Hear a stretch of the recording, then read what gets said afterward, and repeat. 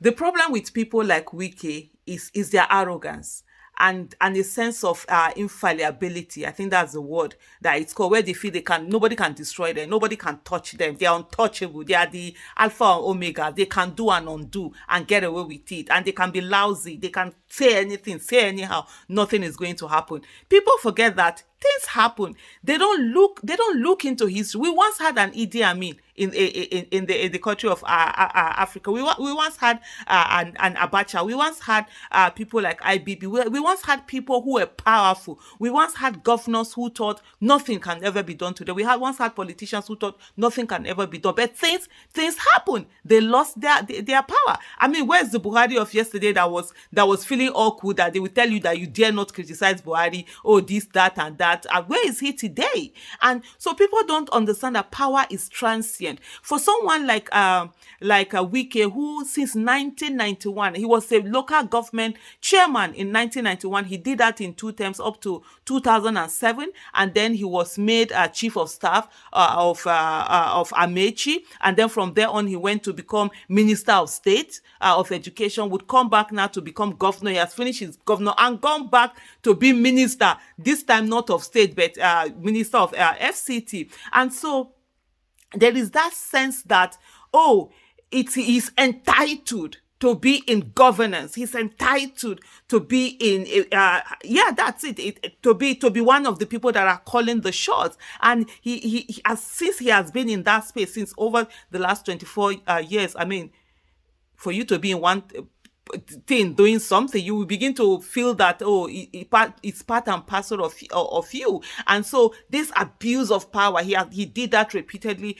in Rivers State, and then he thinks he'll continue to do that as a minister. But one of the things that I think Wike doesn't realize is that with his 8 years of being a governor, he thought that power, he still has that power. But of course he doesn't have that power.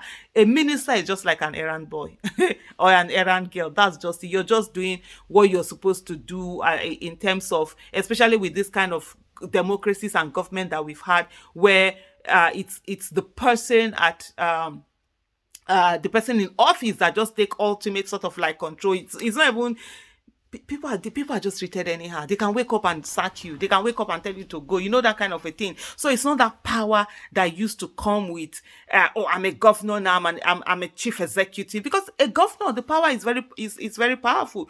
You're not answerable to anyone per se, other than the people, of course, that elected you. And to sack you, there's a huge process that needs to be going. There needs to be an impeachment and stuff like that. And you have powers to do a lot of things. But as a minister, what powers do you really have other than within that office? And I think Wike doesn't realize that yet, and is trying to use all of this with the drama that is going on in Rivers. But we'll see as we go on whether he likes it or not. He will get to that place where what has happened to dictators of yesterday is actually going to happen to him. He's going to sit down and find himself stripped of that power. And with the things that Fubara is doing, which to me also, it's not good for one person to have so much powers to be able to do that. He has that one is getting himself to free himself from under his clutches.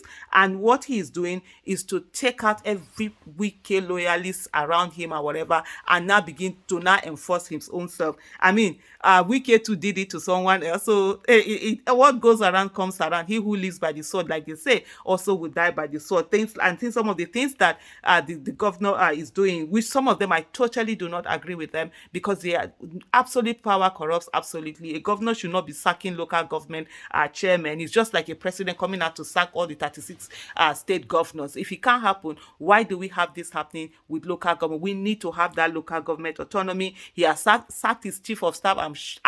I won't be surprised it was Wike that brought that person, because chief of staff is usually the de facto governor or de facto president. It's actually a very powerful position. And then if you want to keep tabs on someone, you will be giving him someone that will be loyal to him. Maybe everything that he's doing, that one will be telling Wike and or that kind of a thing. He has sacked his chief of staff. He has sacked all 23 local government chairmen. Like I said earlier, I don't agree with that. He has dissolved the state executive council.